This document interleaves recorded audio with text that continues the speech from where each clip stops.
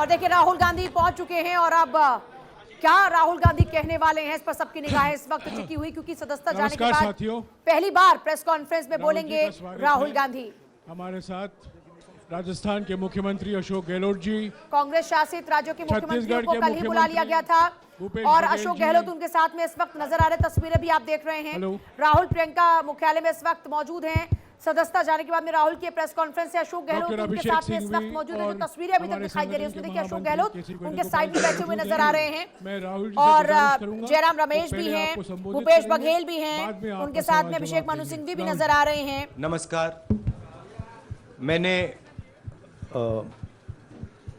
आप सब से काफ़ी बार बोला है कि हिंदुस्तान में लोकतंत्र पर आक्रमण हो रहा है और इसका हमको हर रोज़ नए नए उदाहरण मिल रहे हैं। सवाल मैंने एक ही पूछा था,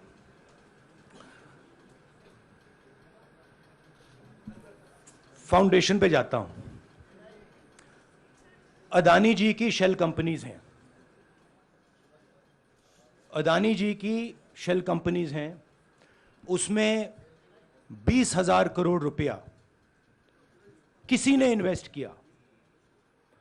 अदानी जी का पैसा नहीं है, अदानी जी का इंफ्रास्ट्रक्चर बिजनेस है, पैसा किसी और का है।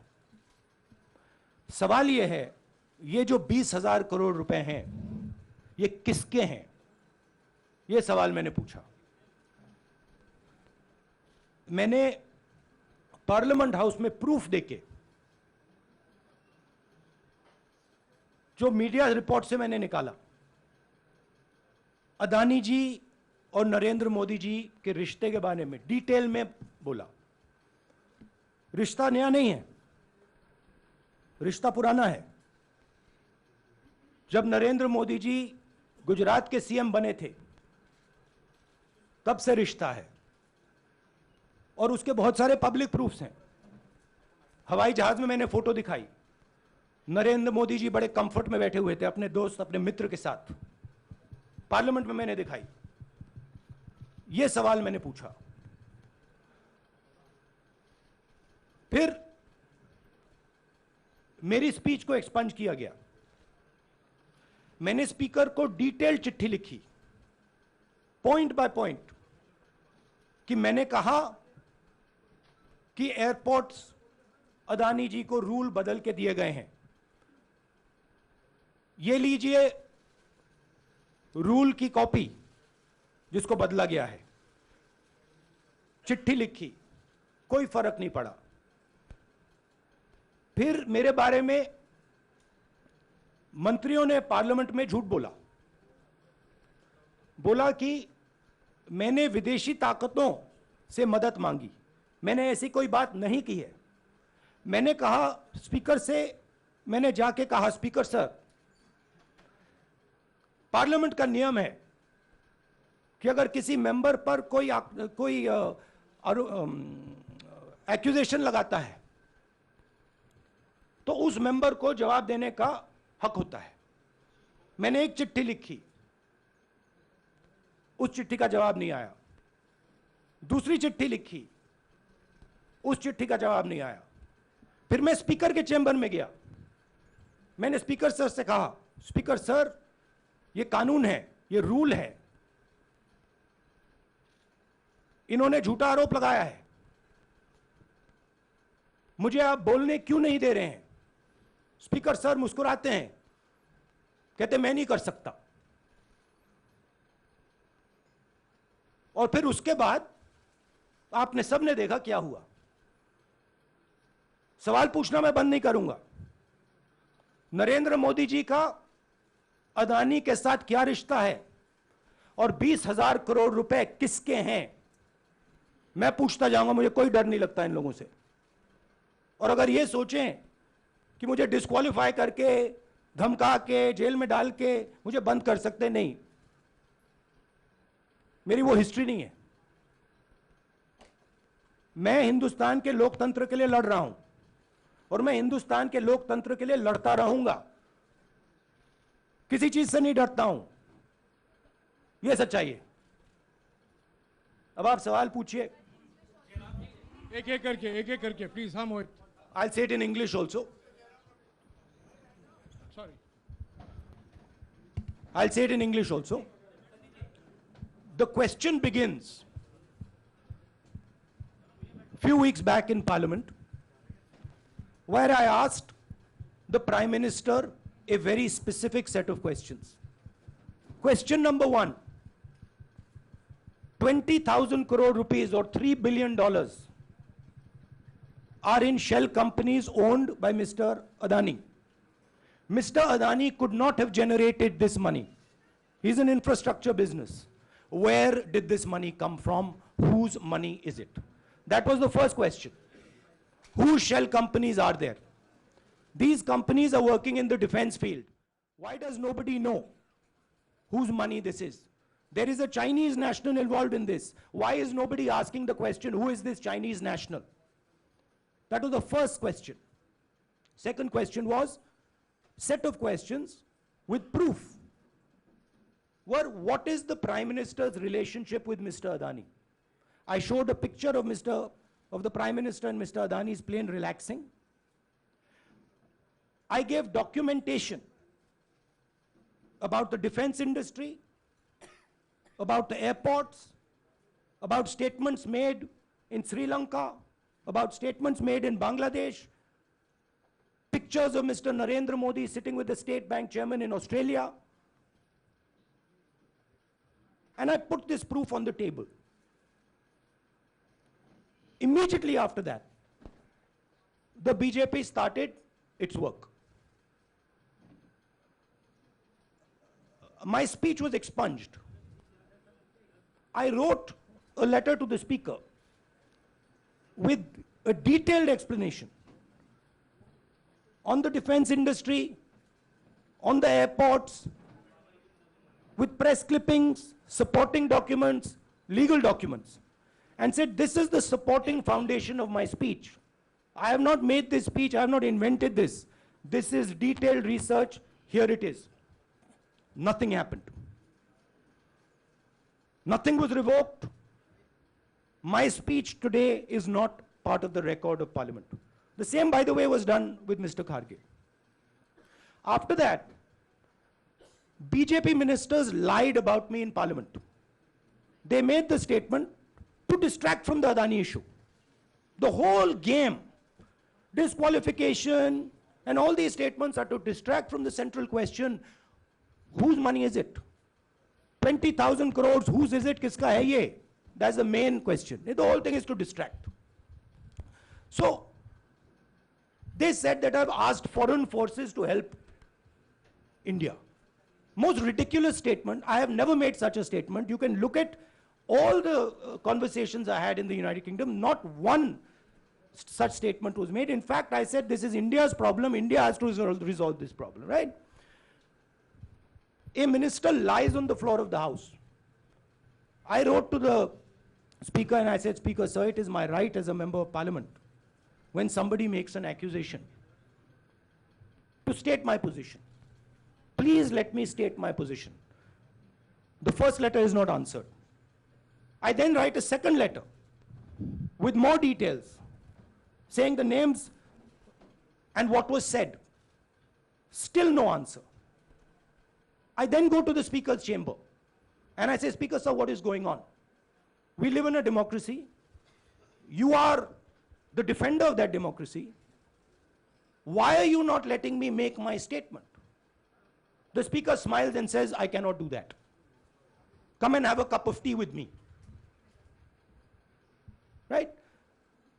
So this is the whole drama that is being orchestrated to defend the Prime Minister from the simple question, whose 20,000 crore rupees, whose $3 billion went to Mr. Adani shell companies? हाँ जी मोहित, एक minute सबको मौका मिलेगा। राहुल जी, मोहित दुबे हूं मैं। मेरा सवाल ये है कि आप शहीदों By the way, sorry, I just need to finish that. I left out a part. Look, I'm here defending the democratic voice of the Indian people. I will continue to do that. I'm not scared of these threats, of these disqualifications, of these allegations. of these prison sentences. I don't care. I'm not scared of them. Okay? These people don't understand me yet. I am not scared of them. They are used to everybody being scared of them. I am not scared of them. Right? And I will continue to ask the question, what is the Prime Minister's relationship with Mr. Adani? It is an old relationship. It is a relationship that began when he was Chief Minister of Gujarat. Mr. Adani constructed the idea of Resurgent Gujarat, organized all that. This is a partnership. It's a close partnership. I'm going to keep asking that question. Rahul ji, मैं मोहित दुबे हूं। मेरा सवाल यह है कि आप शहीदों के परिवार से आते हैं। आपकी दादी भी डिस्क्वालीफाई हुई, जनता के बीच गई, आप सत्ता में वापस आए। आज के दौर में राहुल गांधी भी डिस्क्वालीफाई हो गए हैं, क्योंकि तमाम आपने इश्यूज को उठाया, चीन के इश्यूज को उठाया। क्या राहुल गांधी भी जनता के बीच में जाएंगे और वही वापसी फिर से करेंगे? राहुल गांधी भारत जोड़ो यात्रा में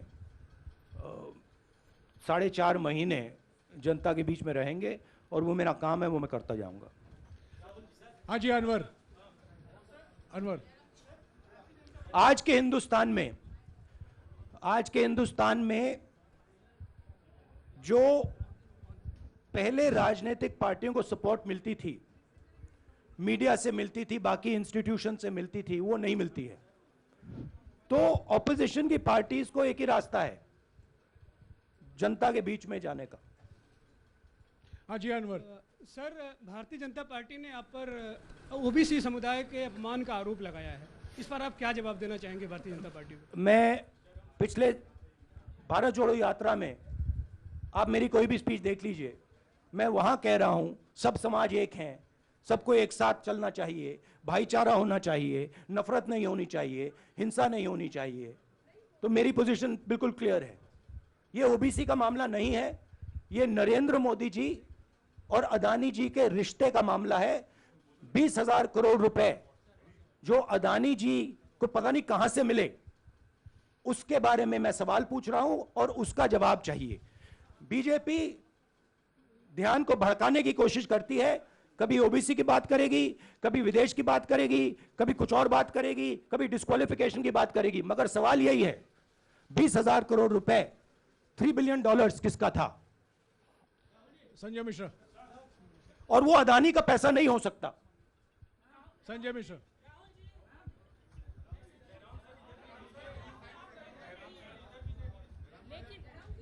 आपने कहा आप डरते नहीं हैं, लेकिन स्टेट के टारगेट पे हैं और स्टेट आपके खिलाफ है, पूरी स्टेट, पूरी मशीनरी आपके खिलाफ है। ऐसे में आपके सामने चैलेंजेस बहुत बड़ा है, तो रास्ता क्या है, रणनीति क्या है? देखिए भैया,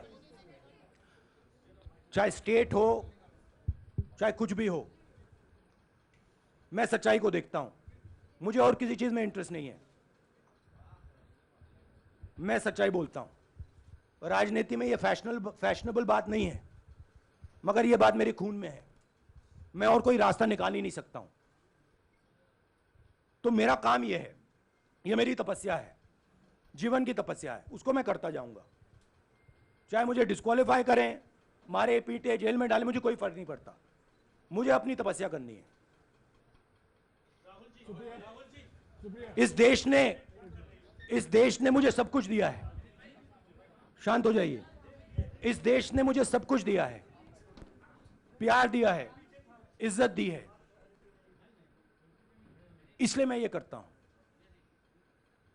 हाँ Supriya. Sir, Rahul sir, BJP के जो लीडर्स आप पे अटैक कर रहे हैं उस पर आप क्या कहेंगे? और इसके अलावा वायनाड, वहां पर जब से खबर गई है वहां पे लोग बहुत डिसबिलीफ में हैं, प्रोटेस्ट भी इरप्ट हो रहा है, आप अपनी कॉन्स्टिट्यूएंसी के लोगों को क्या कहना चाहेंगे? नहीं, मैंने सोचा है कि मैं अपनी, देखिए मैंने कॉन्स्टिट्यूएंसी में भी बोला कि वायनाड के लोगों के साथ मेरा पारिवारिक रिश्ता है, फैमिली प्यार का रिश्ता है। तो मैंने सोचा कि मैं वायनाड के लोगों के लिए अपनी एक चिट्ठी लिखूं उनके लिए कि मेरे दिल में उनके लिए क्या है, तो वो तो मैं रिजॉल्व कर दूंगा। उनका, देखिए बीजेपी के नेताओं का काम यही है। देखिए वो सब नरेंद्र मोदी जी से डरते हैं, कारण आप जानते हो। नरेंद्र मोदी जी ने कहा कि देखिए ध्यान हटाना है। वो सब जानते हैं अदानी जी और नरेंद्र मोदी जी का रिश्ता, सारे के सारे जानते हैं क्या रिश्ता है, सब जानते हैं, मगर डरते हैं। तो अगर नरेंद्र मोदी जी ने उनसे कहा कि भैया ध्यान उधर करो, ध्यान उधर करेंगे। मगर सवाल यही है 20,000 करोड़ रुपए किसका है? हाँ जैनेंद्र राहुल जी पूरी कांग्रेस पार्टी, सर पूरी कांग्रेस पार्टी ये कह रही है कि आप चाहे वो गुजरात की कोर्ट ने आपको सजा सुनाई या आपका निलंबन हुआ, ये सब कुछ केंद्र सरकार प्रधानमंत्री के इशारे पर हो रहा है। लेकिन बीजेपी कह रही है कि कानून ने अपना काम किया है। तो जो ये दलील है कि कानून ने आपको सजा दी है और उसी की वजह से आपका निलंबन भी हुआ है, इस पर आप क्या कहेंगे? देखिए, कि आपको लगता है कि लीगल PM के मैटर इशारे है, पर ये हुआ है? लीगल मैटर है। मैं हिंदुस्तान के लीगल सिस्टम को रिस्पेक्ट करता हूं। मैं लीगल मैटर पे इस प्रेस कॉन्फ्रेंस में बात नहीं करना चाहता हूं। हाँ संजीव, अगर आपके लीगल सवाल होंगे तो आप हमारी लीगल टीम से पूछ लीजिए। Sanjeev 1 minute Sanjeev.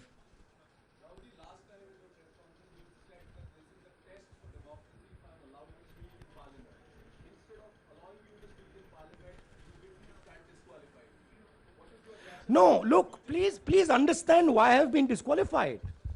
I've been disqualified because the Prime Minister is scared of my next speech.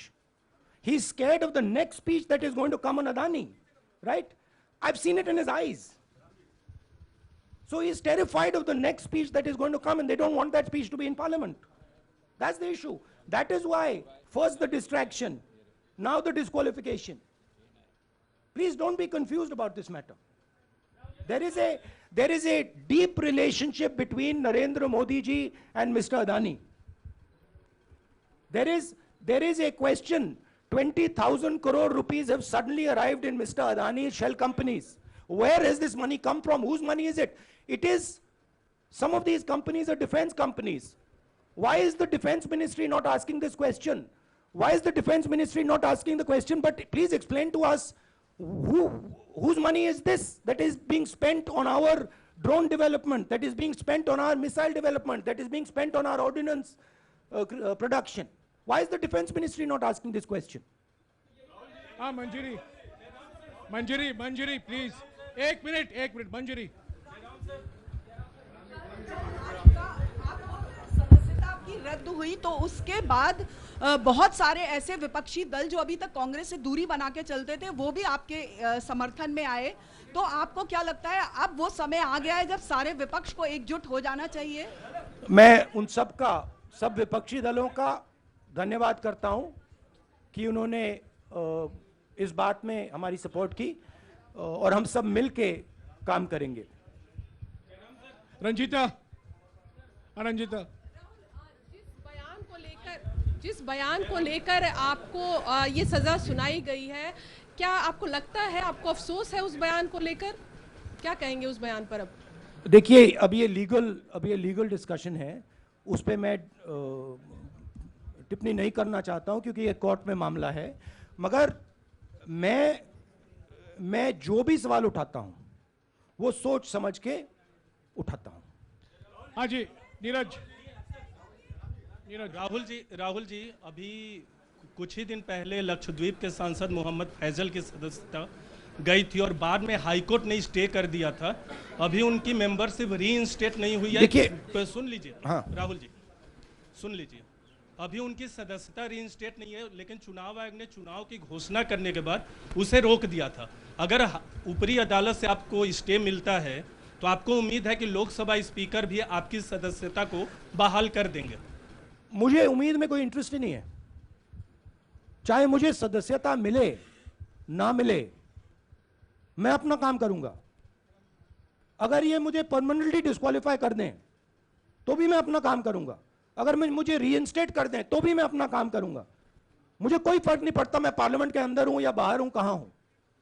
मैंने आपसे कहा मुझे अपनी तपस्या करनी है, मैं उसको करके दिखाऊंगा। आपके लिए नहीं, अपने लिए। रवि एक मिनट रमन। हाँ। एक मिनट रमन।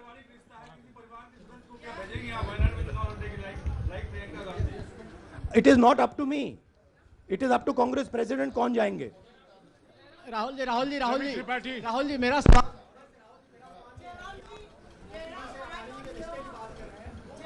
आपके यहाँ बैठे हैं। हाँ। दोनों मुख्यमंत्रियों का भी अडानी जी से रिश्ता है, उनके साथ लेन देन का मामला, उसका कहा धंधे का मामला है।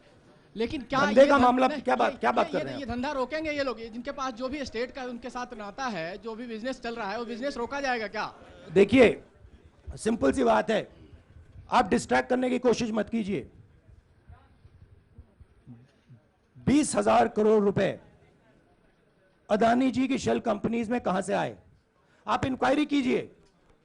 अगर बात निकली कि हमारे चीफ मिनिस्टर का पैसा है तो इनको जेल में डाल दीजिए। अगर बात निकली तो किसी और का पैसा है तो उसको जेल में डालिए। हाँ Siddharth sir, Rahul sir, please Rahul madam sir. 1 minute. Madam आप लोकतंत्र को मत बोलिएगा, समझिए। प्लीज। ये जो पैनिक रिएक्शन इन्होंने किया है नरेंद्र मोदी जी ने, इससे सबसे ज्यादा फायदा मिलेगा विपक्ष को। ये इन्होंने हमें हथियार पकड़ा दिया है। ये आप बात समझिए। ये मोदी जी पैनिक में आ गए कि बात निकल जाएगी, ये 20,000 करोड़ रुपए किसके हैं, डर गए, घबरा गए। इन्होंने पूरा सीक्वेंस शुरू कर दिया। ये विपक्ष को सबसे बड़ा इन्होंने हथियार दिया है राहुल जी, क्योंकि जनता के माइंड में अब एक सवाल आ गया है कि जनता जानती है कि अदानी जी भ्रष्ट व्यक्ति है। अब जनता के माइंड में यह सवाल उठा है कि इस भ्रष्ट व्यक्ति को हिंदुस्तान का प्रधानमंत्री क्यों बचा रहा है। यह मतलब अब सब कुछ बीजेपी के लोग, नरेंद्र मोदी जी सब कुछ इस व्यक्ति को बचाने के लिए क्यों कर रहे हैं। दूसरा सवाल, बीजेपी के लोगों ने कहा कि अदानी पर आक्रमण देश पर आक्रमण है। मतलब इनके माइंड में देश अदानी है और अदानी देश है। बात समझिए। राहुल जी, हाँ सिद्धार्थ। राहुल जी, मेरा सवाल आपसे ये सिद्धार्थ। है कि जब आप ये फैसला सामने आया, आपको मैक्सिमम पनिशमेंट जो है इसमें जो हो सकती है वो आपके लिए मुकर्रर की गई। इस बीच कई लोगों ने ये भी कहा, आपके पार्टी के भी एक सांसद ने कहा कि कम से कम जज को ये देखना चाहिए था कि सामने जो शख्स है वो एक गांधी परिवार से आता है। इस पर आप क्या कहेंगे? और आपको लगता है मैक्सिमम पनिशमेंट जो है आपके केस में, मैक्सिमम पनिशमेंट आपके लिए मुकर्रर की गई, क्या आपको इसके पीछे क्या कहना है आपका? वही मैंने कहा, अगर डिस्ट्रैक्शन करना है, मैक्सिमम पनिशमेंट की तो जरूरत है। मिनिमम पनिशमेंट से बात थोड़ी बनेगी। मैं तो सोच रहा था भैया 5 साल होते, 7 साल होते, 10 साल होते, वो भी मिल जाता। मुझे क्या फर्क पड़ रहा है यार राजदीप।